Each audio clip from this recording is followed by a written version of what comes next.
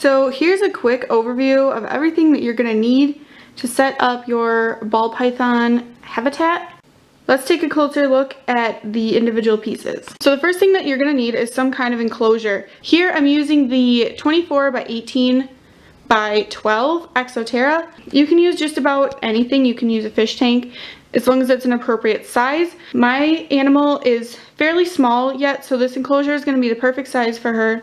She is going to need a bigger one as she gets bigger, but we'll cross that bridge when we come to it. This one's perfect for her for right now. You're also going to need some kind of substrate. Here I'm using cocoa husk.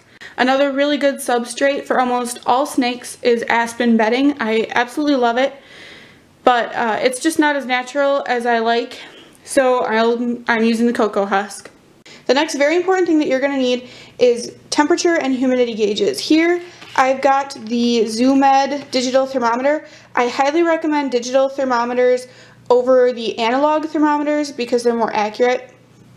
You're going to want 2 thermometers and 1 humidity gauge. You're also going to have some kind of light and heat. Here I'm using a heat bulb.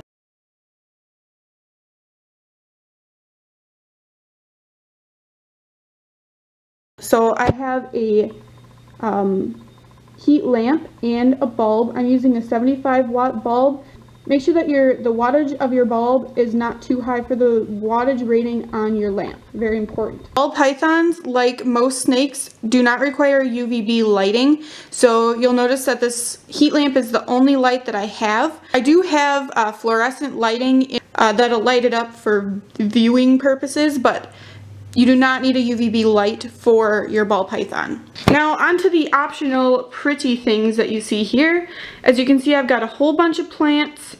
I've got a whole bunch of wood pieces. You're definitely going to want something to make a little bit of a climbing area.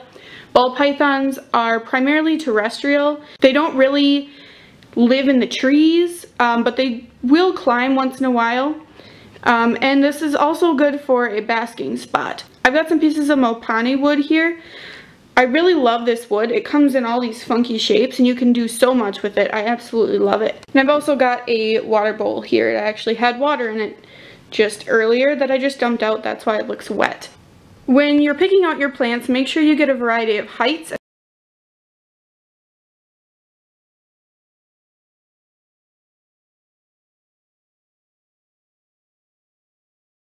As you can see, I've got a real tall plant here down to some real short little grass pieces there, and some vines and things like that.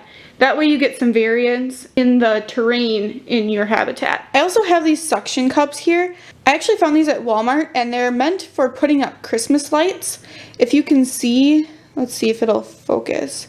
If you can see, they just have like a little channel in them to hold the Christmas light wires. These are $2.50 and you get 10 of them, and these are fantastic. I don't know if you can get these year round, but it's Christmas time right now, so go get some if you can. I really love these for like the wires on your thermometers and any kind of tubing, like if you have a misting system. These are really great, and the suction cups are really good quality.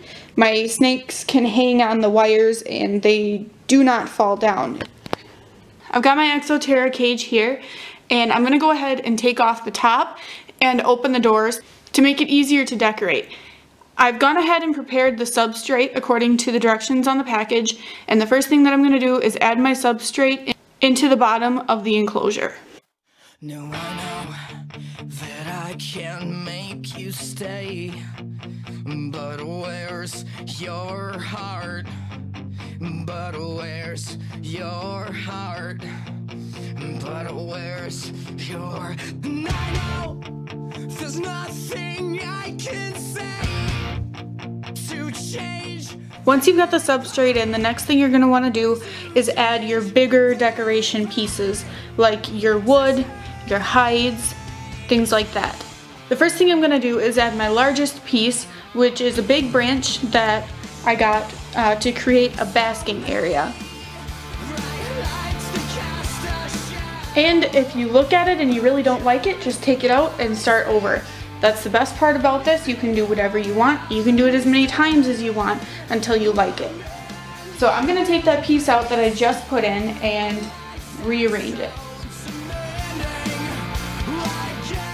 Now I'm gonna go ahead and create a hide area out of my pieces of mopane wood.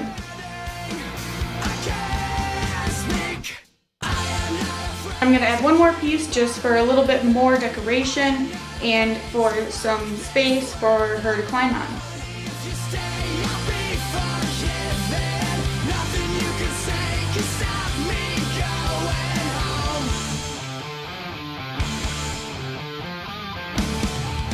Alright, now I'm going to go ahead and add my water bowl. I like to put my water bowl right in the front, right next to the doors. That way you have easy access. You can reach in and clean the water bowl or refill the water without disturbing your animal. Or completely destroying your entire setup. And then I'm just adding some substrate in around it to make it look like it's more a part of the terrain.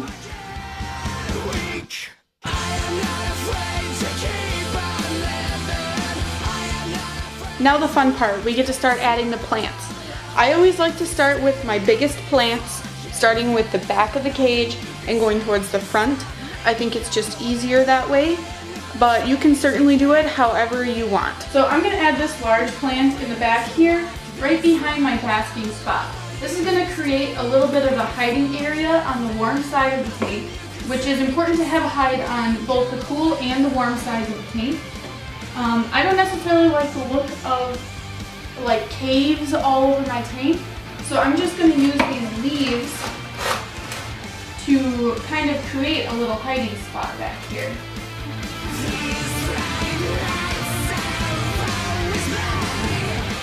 And now I'm just going to continue to add plants wherever I feel like they would look good.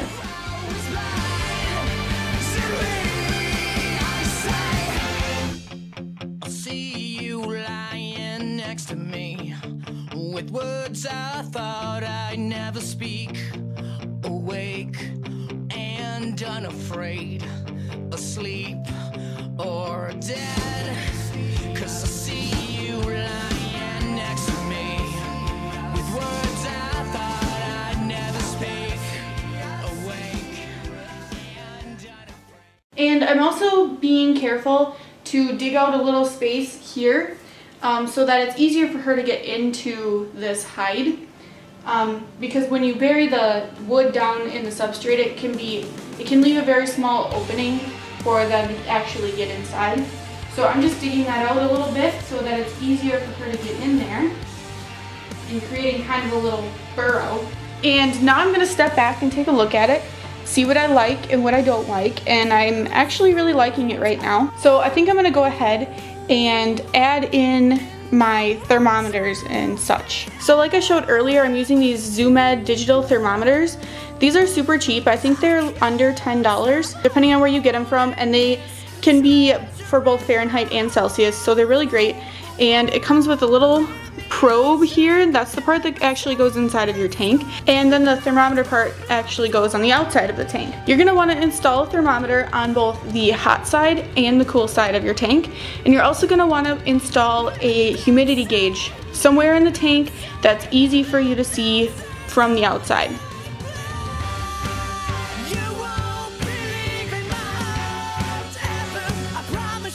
So that's pretty much it for the decorations on the inside of the cage. I'm going to go ahead and put the top of the cage back on so that I can install my light.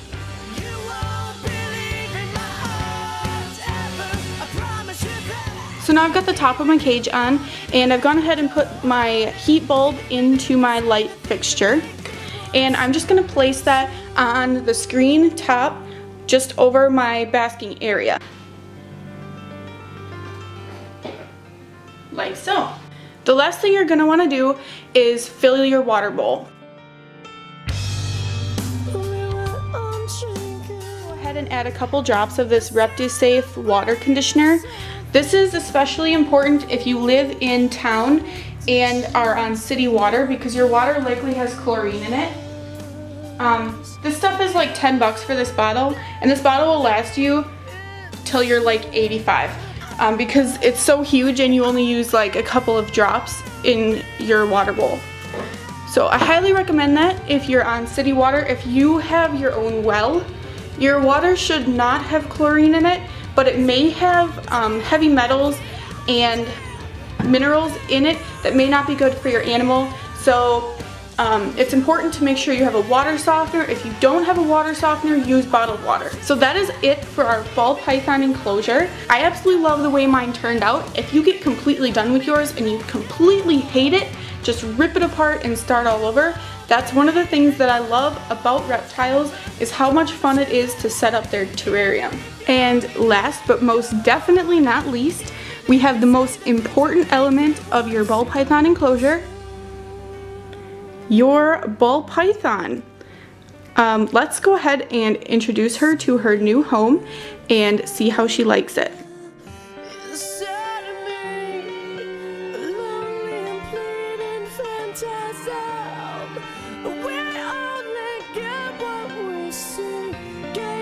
So desperately, but